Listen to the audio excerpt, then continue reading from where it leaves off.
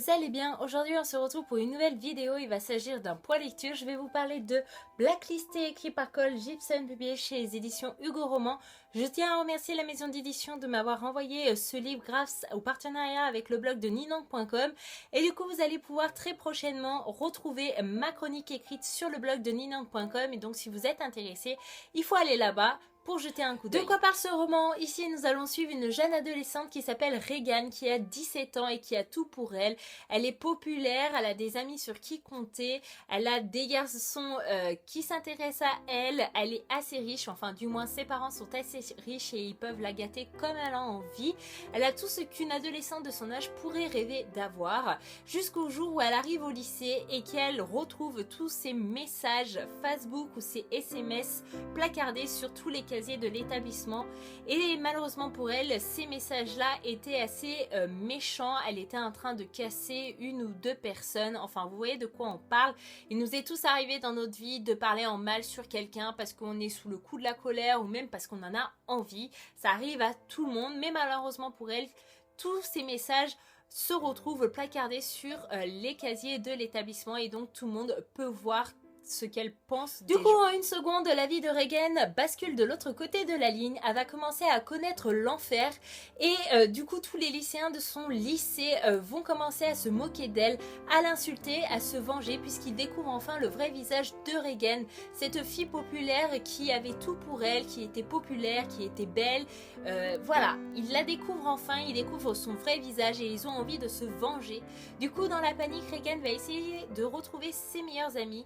Une fois qu'elle les retrouve, ses meilleurs amis vont lui tourner le dos et du coup Regan va vraiment se retrouver toute seule face à tous ces lycéens qui ont envie de se venger d'elle. Et comme vous pouvez le comprendre, elle va vite devenir victime du harcèlement scolaire. C'est sans vous le cacher que j'attendais énormément de ce roman. Je l'avais repéré sur la chaîne de Jess Livradi qui en avait parlé lors d'un Book Haul VO. Et direct, je lui avais mis en commentaire, est-ce que tu sais quand ce livre va sortir en français? Parce que l'anglais et moi, on n'est pas amis. Et elle m'avait répondu qu'elle ne savait même pas s'il allait sortir en français. Donc autant vous dire que j'étais super heureuse quand j'ai vu qu'il sortait chez Hugo Roman. Et sans oublier que la couverture reflète totalement le thème du livre, du harcèlement scolaire, tous les oiseaux en blanc, à part la victime qui est en grise. Voilà, c'était un roman que je voulais lire parce que Jessica en parlait tellement bien et elle avait adoré sa lecture et autant vous dire que j'ai autant apprécié qu'elle. J'ai trouvé que l'auteur a vraiment bien rempli sa part du marché, elle a vraiment développé le thème du harcèlement scolaire, elle n'a pas fait les choses à moitié, c'est vraiment agréable à lire. Je trouve que le harcèlement scolaire est juste un truc horrible à vivre. Je ne l'ai pas vécu quand j'étais petite et j'en suis bien contente. J'avais vu le reportage fait par France 2 sur le harcèlement scolaire qui a déjà été diffusé depuis plusieurs mois et déjà pendant plusieurs fois pendant le reportage j'avais eu les larmes aux yeux alors que j'étais pas touchée personnellement, mais en entendant ce que l'entourage des victimes ou même ce que les victimes disaient, j'étais touchée, j'étais poignardée et je trouvais ça juste horrible à vivre. Et je trouve que l'auteur a fait quelque chose de bien avec ce roman. Elle a vraiment bien décrit les sentiments que peuvent éprouver les victimes du harcèlement scolaire et franchement jamais j'aimerais être à leur place. Ces personnes-là souffrent énormément et encore voilà, j'ai été touchée par le personnage principal et encore je me dis que elle a presque rien vécu. Je me dis que par rapport à ce que certains peuvent vivre avec le harcèlement scolaire dans la réalité, ça doit être encore pire qu'elle.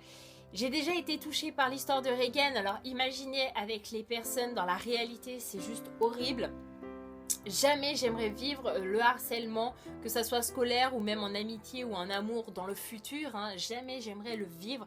Je trouve que ce roman est vraiment une belle leçon, une belle morale et que ce roman devrait être glissé entre toutes les mains possibles, que ça soit adulte, adolescent, enfant, que ce livre soit lu à l'école pour la prévention contre le harcèlement scolaire. Et je pense que toute personne qui va lire ce roman ne pourra jamais harceler quelqu'un.